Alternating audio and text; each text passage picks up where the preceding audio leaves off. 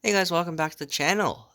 This is gonna be a very long unboxing video. And this is gonna be of everything I've bought between August and fall break, which is now. So if you guys didn't know, I went to college in August, and I came back home today actually. Took a plane back home, and this is everything I've shipped back home. As you see, it's a lot of stuff, so this will be a very long video. And yeah, so I'll be home between fall break and the end of winter break. So basically, between the end of fall break and the beginning of winter break, I'll be just taking classes online at home, and this way I could just stay home for a little longer in this case. So I'll have to travel less because traveling is a real pain these days, especially with COVID going on. But anyways, yeah, there's a lot of unpacking here, so let's get started. So, as you know, I this is everything except two items. So there's two items that I actually shipped to my apartment, which I actually brought home here. So one right here, this is one thing that you guys already saw. It should be the video should be called College Shorts MTHP PRRK4 damage or something like that. And this is basically a damaged K4 I bought. I paid only $134, or actually I paid 150, but then the guy refunded me some money because it was damaged through shipping because he didn't really pack it really well. But yeah, it's a quite a somewhat damaged K4. It's mostly details. It runs fine. I don't know about the smoke unit, but yeah. So I paid $134 for this in total, not including shipping actually or tax. But yeah, this engine. You can see the video of it running and the condition it's in. In if you want to find that video. But in the meantime, we're gonna get started with these. One other thing I want to mention is I went to a swap meet in Illinois, which is where my college is at, and I bought this thing. This is a Mantua goat. It is a 060 Camelback switcher. As you can see, it's for the New York and something something something something. I'm not really sure what it is. It's definitely an old prototype. I should know this, but I don't really know the prototype. So yeah, I know that Reading used these, so yeah, I'm not really sure if this was actually a legit company. Like, I know it's a legit company. I don't know if they owned any of these specific goats, because I'm pretty sure this is based off of a Reading prototype. But anyways, it's fairly detailed, as you can see. It actually does run. It's very loud. I bought it because it was cheap. It was 25 bucks. But the front and rear lights work. It's made of plastic with die-cast chassis. And it's pretty cool, actually. It's surprisingly well detailed. See the air tanks. Here's some pipes on this side. It actually looks pretty good. So yeah, almost brand new, I'd say, if not brand new. Anyway, so that'll be the first thing. We're gonna take out our knife here. I'm gonna start with the smaller boxes over here. And so I did buy some parts here and there from manufacturers. For example, that K4 needed some parts, so I did mask out my name. So hopefully you guys don't find out where I live. Though if you did, it's not a big deal. Yeah, I don't live anywhere special. Yeah, so let's get this unboxed. I think I messed that up.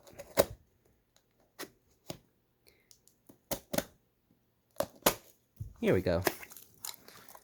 So, yeah, this is definitely parts. So, yeah, this is the K4 parts. So here's the deck. As you remember, that was broken off. Here's a headlight replacement, which is always cool. Here's the lens. Oh, that's strange. The headlight already came with a lens. Oh, sorry, you guys can't see that. Headlight already came with a lens. I don't know. I thought, seeing their parts diagram, the lens and the headlight was separate, but I guess they just gave me an extra for now. I did pay for these parts, so I guess I wasted like $1 on these parts, but yeah.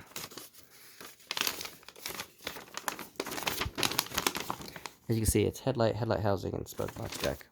Honestly, I was mostly concerned about the headlight and the smoke box, so the fact that they had those two is nice. I would have liked a ladder for the tender, which was broken also, and among other details, but those are the details I really couldn't find in brass form, especially that headlight. Alright, next thing, here is, I don't know what this is. It looks like some sort of, maybe it's passenger car or freight car. No cushion of sorts. It seems like they just wrapped cardboard around this box, which is not ideal, but I mean it works, so whatever. And here it is. This is a converted troop express car. Yeah, here you go. So it's NYC express cars. So these used to be troop cars made by Pullman, and then New York Central. After the war ended, New York Central converted them to just express cars. So these are basically express box cars. And as you can see, it's kind of hard to tell actually, but let me see. I'll figure it out first.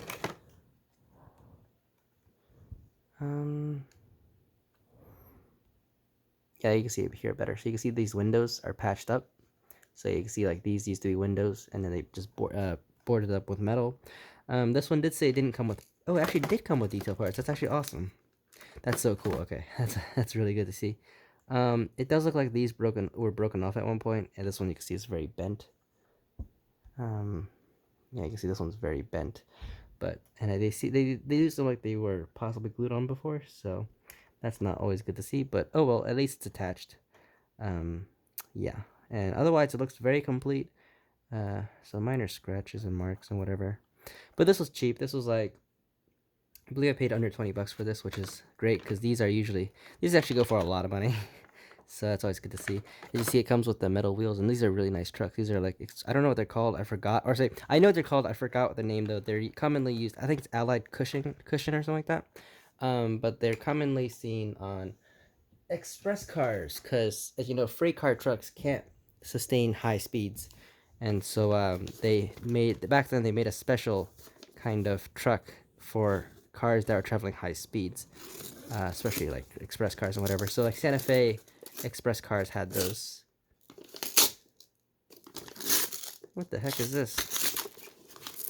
But anyways, the Santa Fe 50-foot express cars had those. Similar trucks. I have no clue what the heck this is. Huh. Very. We're gonna go through a lot of interesting packaging decisions here. I can already tell from the outside that some of these boxes are very, let's just say, interesting in how they were packed. Alright, so yeah, we didn't have too many interesting things for now. We had an express car and we had some parts. So hopefully this is more interesting. See, these things are not great packaging. These things are great for large items, but for small items, they don't offer too much protection. I think this is a Proto 2000 060. If you guys know, I had 4 of them at one point. I did sell 2 of them, so yeah. Here, oh boy, this is really messed up. So yeah, so someone clearly tried to, well, oh crap, sorry. Someone tried to make a custom version of this. I did remember I paid very little for this though. Yeah, I paid $31, not including shipping or tax or whatever, but $31 for this, which is great. I mean, these are pretty easy to get running, so hopefully it's not a big issue. But I mean, even if so, like, these are very detailed models, and if anything, the parts alone is like the detail parts alone is worth it. Here's you saw the headlight broke off. Fairly easy fix though. All right, here's the engine. This actually looks half decent. That's very bent. That's not ideal. I mean, yeah, I'll test if this runs later, but yeah, looks okay.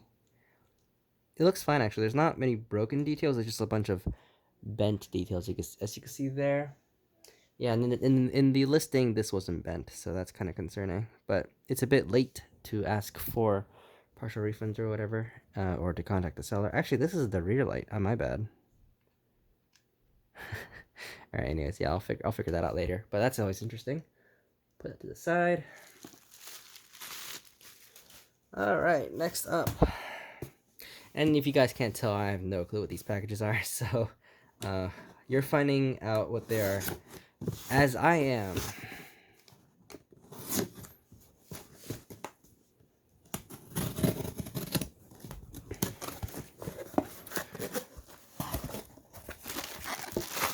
Oh, this is model train stuff. That's cool. I forgot what I bought from them. Oh, nice. I bought another TCS WoW sound decoder. These I need a lot of these. Oh, and some more trucks. Awesome. This is what I like to see. So that is Actually, it just says up here. This is Pennsylvania. So these are common on Pennsylvania Baggage Express and P50, P70 coaches. These are actually pretty common on all Pennsylvania high-speed things. So they're reefers, they're baggage cars, express reefers, express baggage, and passenger cars and whatnot. Some 36-inch wheel sets. Here's another and then this is another Pennsylvania set. And then this is a Pullman truck. So these, I used them on my Santa Fe RPO, although it's not really accurate because Santa Fe actually had their custom trucks. But I also use them on my Walters coach cars. I don't know if that's prototypically correct. I think it is. I'm not 100% sure though. Yeah. So if you guys didn't know, Walters or not Walters, I'm sorry. My bad. New York Central coaches, heavyweight coaches, and etc. had, and RPOs and combines and whatever. I think had those types of trucks. I'm not really sure, but I am using those for my New York Central cars. They look close enough, and they work great, so whatever. Let's see what this is. I'm sorry, guys. These these unboxings aren't nearly as interesting as I thought they were. Ooh, this one. This one's quite heavy, so this one should be interesting. Paper packaging, not the worst. This is actually packed fairly well, I'd say.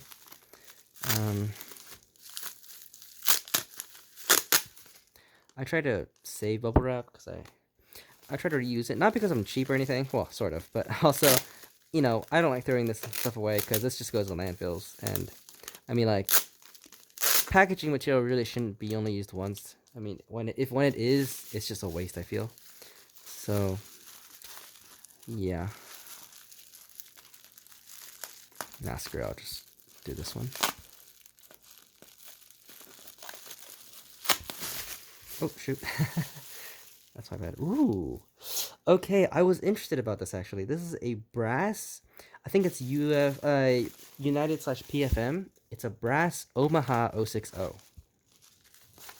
This one was very interesting. I got it for quite cheap. Let me see how much I paid for this.